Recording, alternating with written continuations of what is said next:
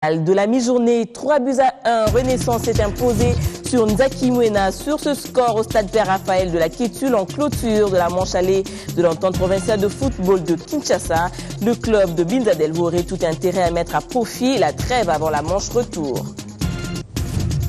Près de 700 millions de dollars sont à mobiliser par la communauté internationale afin d'accompagner la République démocratique du Congo dans ses actions humanitaires en 2015.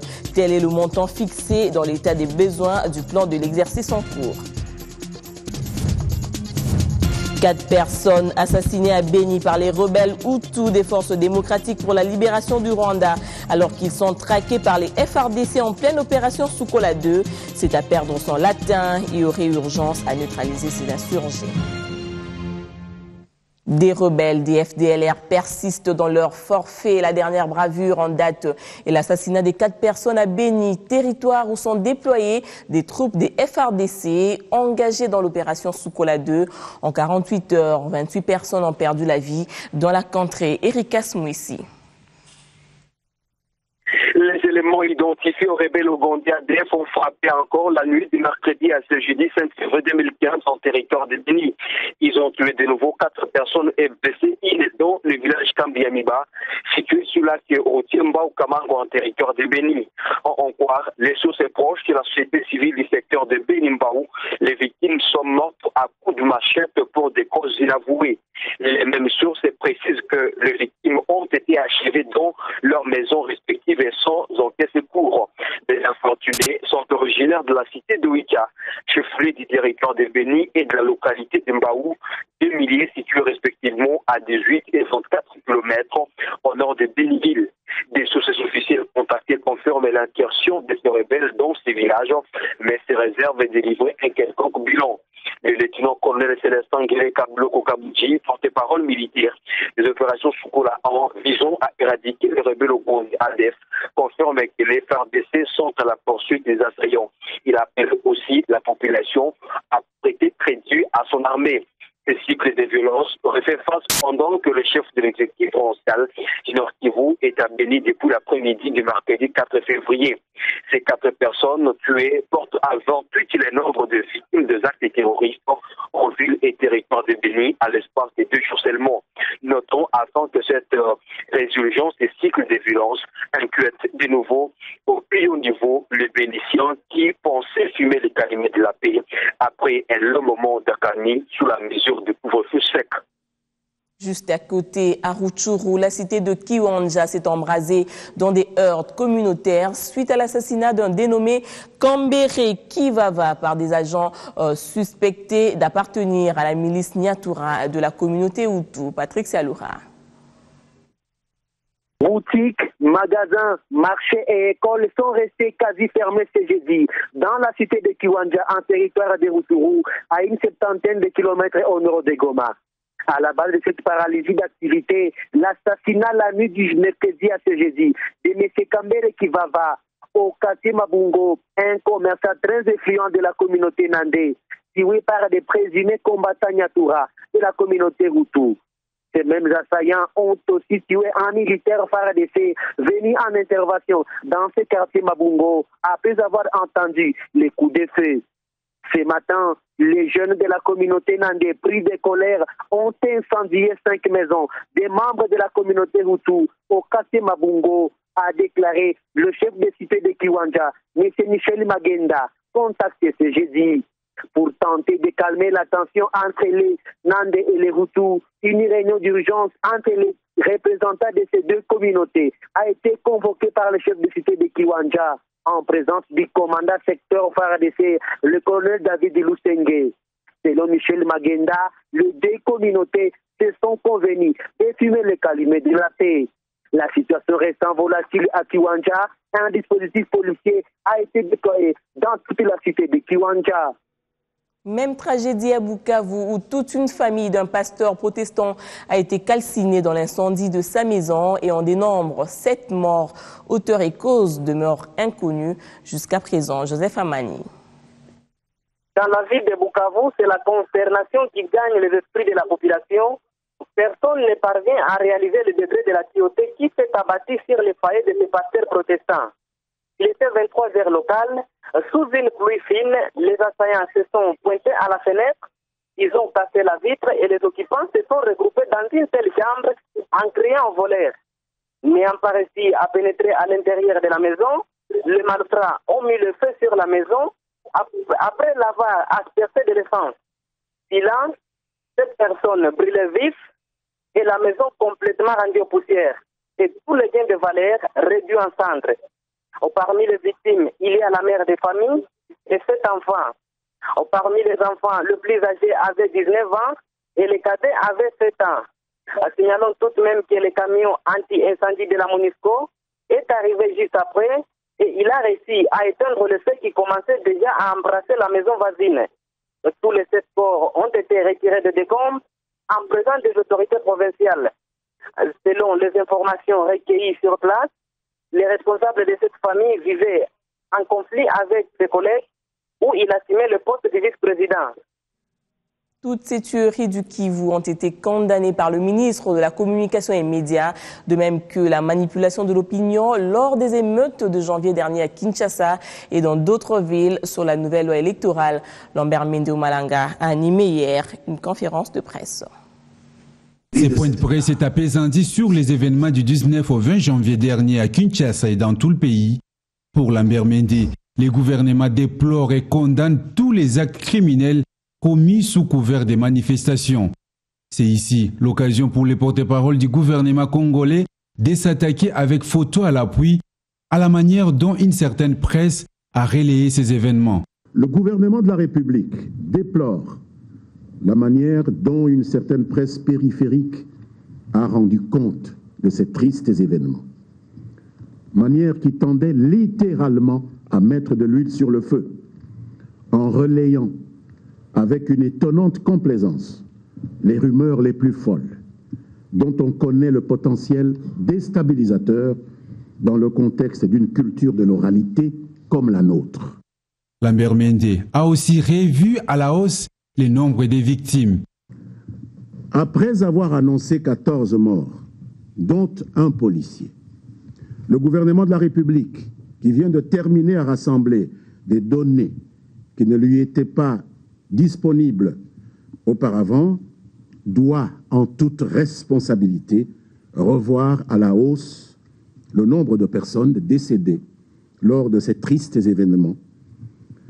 Le nombre de personnes mortes à la faveur de ces événements sur l'ensemble du territoire national est estimé aujourd'hui à 27 personnes tuées. 4 à Goma, 23 à Kinshasa. Les 4 de Goma, parmi les 4, 3 enfants qu'on entraîne dans ce genre d'aventure. Les porte-paroles du gouvernement congolais a réaffirmé la volonté de l'exécutif national d'en finir avec tous les groupes armés, dont les FDLR, dans l'est de la RDC. Les forces armées de la République démocratique du Congo ont lancé, vous le savez, depuis jeudi 29 janvier dernier, l'offensive militaire baptisée Sokola 2, dont le but est de procéder au désarmement forcé des rebelles rwandais de FDLR, après l'expiration de l'ultimatum qui leur a été adressé aussi bien par notre président que par la conférence internationale sur la région des Grands Lacs et toute la communauté internationale, après l'échec du processus de leur désarmement volontaire. Cet échange avec la presse a débuté par des félicitations du gouvernement de la RDC au Léopard, demi-finaliste de la CAN 2015. Course vers l'industrialisation de la RDC, un draft de mesures d'accompagnement pour la promotion de l'industrie congolaise a été remis hier au ministre Germain Kambinga par des industriels intéressés par la campagne Made in DRC. Après de nombreux jours de descente de terrain, le ministre de l'Industrie ne s'est pas dérangé de recevoir dans son cabinet de travail quelques industriels venus lui soumettre un draft sur les mesures d'accompagnement pour la promotion de l'industrie congolaise, une façon pour eux de manifester leur soutien, leur engagement à cette campagne Made in Congo. Aujourd'hui, un groupe d'industriels des différents secteurs ont souhaité qu'il était important de rencontrer le ministre et de lui soumettre déjà un certain nombre de problèmes dans un draft qui peut servir de soubassement pour commencer un travail. et pour voir quelles sont les mesures d'accompagnement que le ministre pourra prendre pour que nous puissions développer l'industrie au lieu de décourager l'industrie. Georges Kakera-Kodjo exprime ici ses impressions sur cette campagne. Donc tous les industriels sont quand même très satisfaits de l'engagement du ministre et à travers les actions déjà qu'il mène. Tout le monde est convaincu qu'avec cet élan qu'il vient de donner au ministère de l'Industrie, que ça va permettre aux industriels et peut-être beaucoup d'autres investisseurs pourront venir. Et c'est ceux qui sont présents qui pourront témoigner que le Congo est un pays où il faut venir investir. Rappelons que cette campagne qui a débuté à Kinshasa va s'étendre dans les provinces. Gestion des entreprises industrielles et autres experts, comptables, auditeurs, réviseurs d'entreprises ainsi que des commissaires aux comptes sont en formation sur les notions essentielles et de base du système comptable OHADA, ses spécificités dans la comptabilité des projets, son adaptation suivant son référentiel dispensé par Quitus Consul SARL. Comment faire profiter le système comptable OHADA aux praticiens de la comptabilité dans les projets et programmes de développement, généralement financés par les partenaires au développement? À cette question, le Quitus Consult SARL vient donner une réponse à travers un séminaire sur la problématique de l'application du système comptable OHADA dans la comptabilité des projets.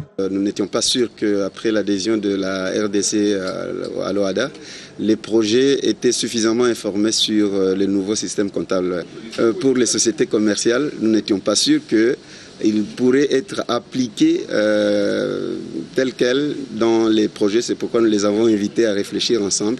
Parmi les raisons qui concourent à la tenue de ce rendez-vous des renforcements des capacités, l'on note l'utilisation des logiciels comptables parfois incompatibles avec les exigences du système comptable OHADA, sans oublier la tentative d'harmoniser des comptabilités des projets et programmes RDC.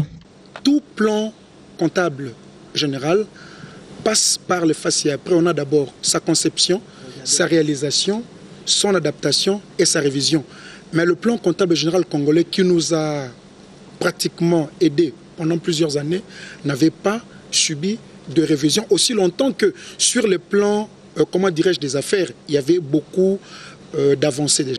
Ces gestionnaires de projets et programmes formés seront désormais à même de faire une mise en place harmonieuse des dispositions de l'OHADA, notamment l'acte uniforme portant organisation et harmonisation des comptabilités des entreprises dans les États parties. Nous aimerions savoir comment nous devons faire pour tenir nos comptabilités en appliquant le système OHADA. Ouvert ce jeudi, l'initiative des Quitus Consult se clôture ce samedi. Toujours en comptabilité et transfert, dès le 31 mars prochain, la RDC et ses opérateurs économiques pourront se servir. Le système REPS facilite de transactions transfrontalières, notamment en paiement le même jour et l'assurance des risques, même politiques. La Banque centrale du Congo jouera le rôle de correspondant, d'autant plus que le gouverneur Deogracias Mutombo Mwananyembo préside actuellement le COMESA. Reportage. L'importance et l'intérêt du système régional de paiement et de règlement du COMESA REPS découle de recommandations issues de la 20e réunion du comité des gouverneurs des banques centrales du COMESA. La République démocratique du Congo est déterminée à rendre opérationnel le concept le 31 mars prochain, ce qui explique la journée de sensibilisation animée par le secrétaire exécutif de la Chambre de compensation du COMESA, M. Mansour. Le but, la participation effective des opérateurs économiques du pays à cette plateforme régionale de paiement et de règlement. Le gouverneur de la BCC, en sa qualité du président du dit comité, met en exergue les avantages du système REPS. Nous avons organisé cette journée de sensibilisation à laquelle ont été conviés principalement l'Association congolaise des banques et la Fédération des entreprises du Congo, qui sont les utilisateurs et les bénéficiaires privilégiés de ce système, de manière à créer de bonnes conditions d'adhésion et une forte implication du monde des affaires dans l'exécution de ce projet, parce qu'il ne nous reste que mois et demi pour atteindre fin mars. Et c'est cela la condition nécessaire au respect de l'échéance fixée du 31 mars pour le lancement effectif du REPS en RDC. Les échanges étaient fructueux au cours de cette cérémonie de sensibilisation qui a connu une participation active et soutenue des différents représentants. Puis le gouverneur de la BCC, Deogracias Mutombo Mwananimbo, se rendit au Salon Congo du GHK pour le lancement officiel des 21e journées annuelles du Club des dirigeants des banques et établissements de crédit d'Afrique. Les participants venus du monde entier vont échanger autour du thème « La nouvelle banque africaine, les défis du changement en marche », un thème évocateur et d'une grande importance pour le devenir de l'Afrique, a souligné Deogracias Mutombo Mwananimbo. Cette taux de croissance a connu une accélération à partir de 2001 pour se situer à 5% aujourd'hui en moyenne. Et c'est là qu'on appelle les banques commerciales et les établissements de crédit d'Afrique de jouer un rôle déterminant pour apporter des transformations structurelles, des changements dont l'Afrique a besoin de manière à consolider ce terrain de croissance. Et ces défis sont nombreux. Parmi ces défis, il y a l'amélioration de la collecte de l'épargne intérieure, l'allocation efficiente de ressources au financement de l'économie et la gestion de moyens et systèmes modernes de paiement aujourd'hui. La Banque africaine de demain se doit d'être moderne, solide, dynamique, performante et innovante. Un reportage de Julie Sefou. Près de 700 millions de dollars seront nécessaires en vue de mener des actions humanitaires en RDC en 2015 par la communauté internationale. En 2014, plus de 830 millions étaient prévus et seulement 563 millions avaient été obtenus. Plus de 2,5 millions de personnes sont déplacées en République démocratique du Congo. Pour l'année 2015, la communauté humanitaire devra réunir 690 millions de dollars américains pour répondre aux besoins humanitaires en RDC. Ces chiffres relevés ce jeudi lors du lancement du plan d'action humanitaire 2015. La RDC fait face à de nombreuses priorités, à savoir les conflits avec violence, des crises nutritionnelles, des épidémies et des catastrophes naturelles. Les chiffres de 2015 sont inférieurs à celui de 2014 qui s'élevait à 832 millions de dollars américains. Ils sont certes en baisse, mais des besoins humanitaires en RDC restent énormes. Le nombre de déplacés reste élevé et avoisine, on l'a dit, des chiffres environ 2,8 millions de personnes. L'accès aux bénéficiaires et leur accès aux services de base, ainsi que la protection dans les zones touchées, demeure une réelle préoccupation pour nous tous. En 2015, nous avons environ 11 millions de personnes qui seront encore à risque dans les zones touchées par les épidémies. Le choléra et la rougeole, cela nous a été dit, demeurent les pathologies les plus graves. Les gouvernements congolais continuent à compter sur l'appui de la communauté humanitaire afin de relever les défis. En dépit des efforts soutenus de la communauté internationale aux côtés du gouvernement de la République pour faire face aux multiples crises, la situation humanitaire reste alarmante. Dans ce contexte de crise chronique avec des causes et des conséquences qui se répètent, l'exécution du plan d'action réservait une réponse holistique aux différents besoins humanitaires. Pour les ministres de l'Intérieur, les plans d'action humanitaire étaient guides pour les humanitaires et même pour les services nationaux qui œuvrent dans ce secteur, d'où l'importance des cadres nationaux de concertation humanitaire. Aux efforts de mobilisation de ressources et aux sacrifices consentis par les partenaires et les bailleurs de fonds. La garantie d'une réalisation efficace de cet outil impeccable que le plan d'action humanitaire est lié à la collaboration efficace entre tous les acteurs humanitaires, mais aussi et surtout entre ces derniers et les instances gouvernementales compétentes. C'est la raison d'être du cadre des concertations et la nécessité d'une action permanente concertée. Au nom du gouvernement, j'affirme que ce cadre de concertation sera effectif. De même, tous les messages adressés au gouvernement trouveront de réponses adéquates. La communauté internationale note tout de même des résultats positifs pour l'année 2014, notamment 50% des ménages identifiés des zones affectées avec violence et conflits armés qui ont amélioré leur score des consommations alimentaires. Des confrères évoquent d'autres questions d'actualité à travers les lignes. Le démenti de Minakou sur sa rencontre avec Tshisekedi est repris dans le phare. Le président de l'Assemblée nationale a précisé qu'il n'y a aucun péché à rencontrer le leader de l'UDPS, qui est un grand parti politique de l'opposition, et que s'il devrait le faire, il le ferait à Kinshasa et non dans un pays étranger. Pourtant, il y a peu, dans la ville de Kinshasa, une rumeur récente a fait état d'une proposition alléchante qu'aurait faite Minakou à Tshisekedi pour que celui-ci soutienne un troisième mandat du président Kabila. Toutes ces rumeurs sont à mettre dans le compte d'une campagne de diabolisation savamment orchestrée. Un accessoire de smartphone bon marché que décrit la République, capable de dépister en 15 minutes le sida et la syphilis, a été mis au point par des ingénieurs américains. Cet appareil reproduit pour la première fois toutes les fonctions mécaniques, optiques et électroniques d'un système d'analyse de laboratoire. L'appareil consomme peu d'électricité, ce qui est essentiel dans certains pays où la distribution électrique est aléatoire. Il est aussi très solide, requiert peu d'informations pour l'utiliser et ne nécessite aucun entretien. En sport, fin de la phase aller à l'entente provinciale de football de Kinshasa, le football club Nzakimwena s'est incliné face à Renaissance sur le score de 3-1.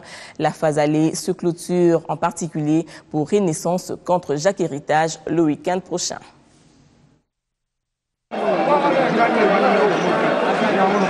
La fin justifie peut-être le moyen. Le football club Nzakimwena a eu dur à cuire face au FC Renaissance du Congo en match comptant pour la 19e journée de l'entente provinciale de football de Kinshasa. Les oranges verts du coach Daouda Lupemba se sont imposés sur le score de 3-1 pour clore la manche allée du championnat. Embuscade dans la défense de Nzakimwena, à la 12e minute, Milimo à la fuite marque le premier but du FC Renaissance.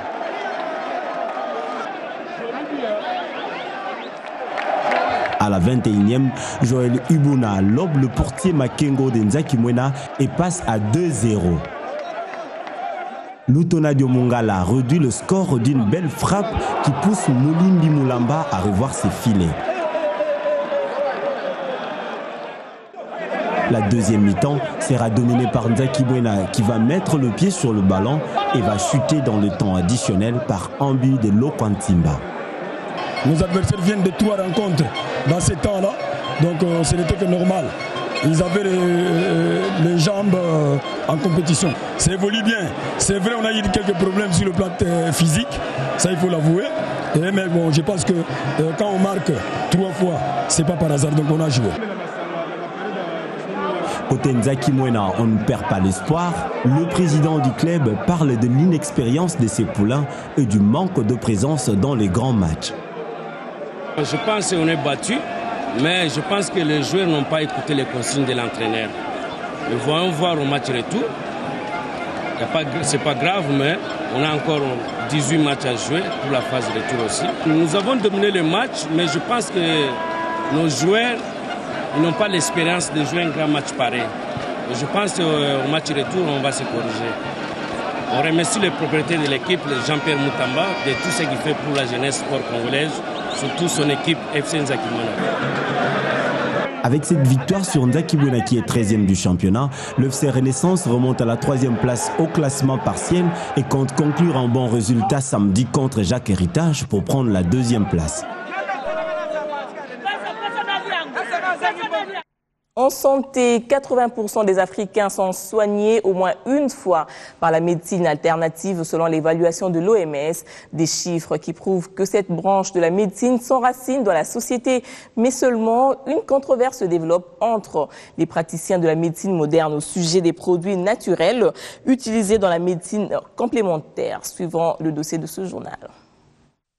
Le stress, l'obésité, le désir de perdre le poids, la virilité, les maladies cardiovasculaires, l'hyper- et l'hypotension, pour ne citer que cela, sont divers problèmes de santé qui frappent de plus en plus l'être humain.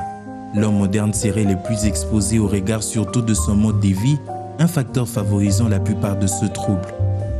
Afin de se soulager, certains optent pour un suivi régulier à l'hôpital, alors que d'autres se tournent vers la médecine dite traditionnelle, soit vers la médecine complémentaire ou alternative. Selon l'Organisation mondiale de la santé, 80% de la population africaine a déjà eu recours au moins une fois à cette médecine alternative pour le soin de santé primaire. La République démocratique du Congo n'est pas en reste. Ces structures spécialisées finissent par s'imposer du jour au lendemain. Elles présentent une gamme variée de produits dits naturels. L'avantage avec ce produit, on peut le prendre à titre préventif et tout comme à titre curatif. Aujourd'hui, avec nos compléments alimentaires, par exemple les nôtres chez Dinafam aujourd'hui, les gens ont vraiment trouvé satisfaction. Mais comme j'ai dit, des fois, comme les gens ne connaissent pas, comme il n'y a pas une publicité à grande échelle, c'est pourquoi vous avez ça. Mais ceux-là qui prennent nos produits, qui consomment nos produits, trouvent qu'il y a du bon. À Kinshasa, par exemple, les avis semblent nuancés quant à l'utilisation de ces produits et leurs effets sur la santé. Je consomme ça par contrainte des fois, parce que, vous savez, il y a d'autres maladies qui sont incurables sur le plan médical, donc scientifiquement, médicalement aussi. Vraiment, excusez-moi le terme. Mais vous verrez que les maladies comme l'hémorroïde, quand tu vas voir un médecin pour te consulter, il va te faire un peu de conseils, mais qui vont aboutir à rien. Nazalaki Kolanda, docteur. Je souffre du cancer de la prostate depuis 2 ans. J'ai recouru à la médecine moderne pour me faire traiter pendant que nous étions en préparation pour l'intervention chirurgicale. L'un de mes enfants m'a recommandé ces produits naturels. Je peux vous dire qu'il y a vraiment une amélioration depuis que j'en consomme. Pour preuve, j'ai même abandonné la sonde qu'on m'avait placée à l'hôpital pour m'aider à évacuer les urines.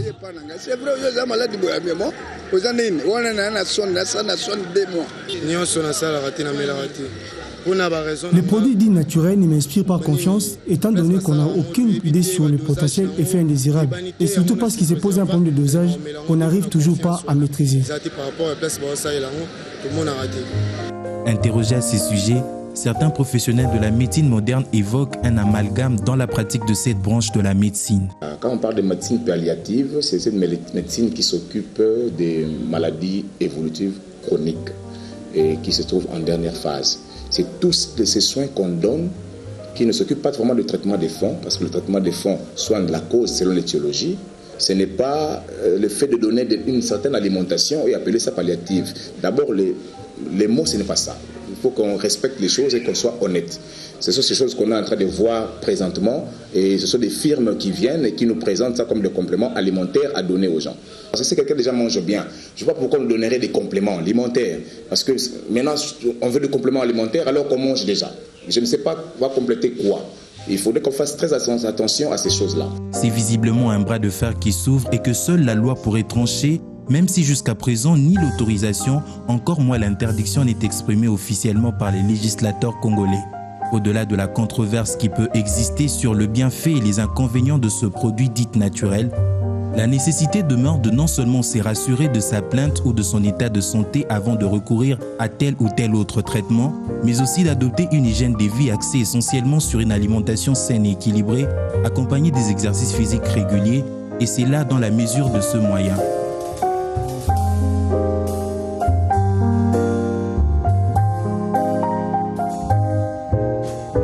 Dossier signé Cédric Kebondo, fin de ce journal. Merci de rester branché sur B1 Télévision.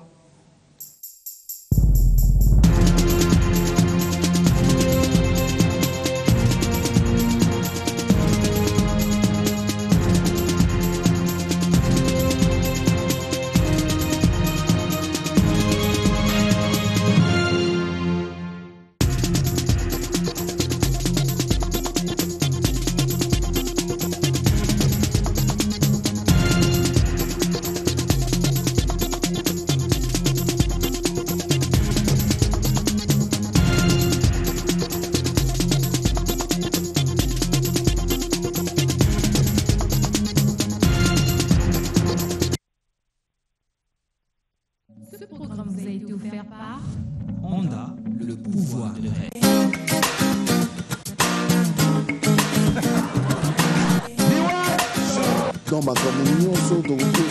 Effectivement, c'est moi qui suis mis en avant parce que c'est moi qui ai la carrière la plus avancée. J'ai annoncé qu'on parlait de la célébration. Au-delà de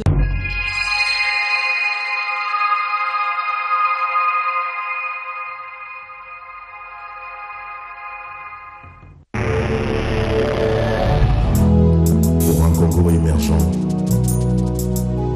On a besoin de tous. 4 ans déjà depuis que le concept Bisso existe. Ça nous a permis d'échanger avec d'autres esprits qui réfléchissaient dans la même dynamique de valorisation du local. Nous avons une autre raison de pouvoir soulever haut notre drapeau. Pourquoi ne pas faire convergence et de se mettre ensemble et de voir comment ces actions peuvent être orchestrées? Nous avions insisté très souvent que Bisso n'avait pas la prétention de tout faire. Évidemment, non seulement le bras est tendu, mais nous allons aussi vers ceux qui ont le même projet que nous.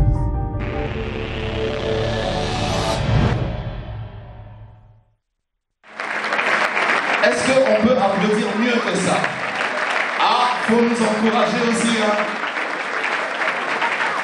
Alors, mesdames, messieurs, c'est une manifestation Bisso, mais déjà, d'entrée de jeu, vous avez vu que le décor est planté. Ça, c'est le groupe La Sanza. Vous allez voir ce qu'ils sont capables de faire, mesdames, messieurs. Je vous prie d'acclamer comme il se doit pour le groupe La Sanza.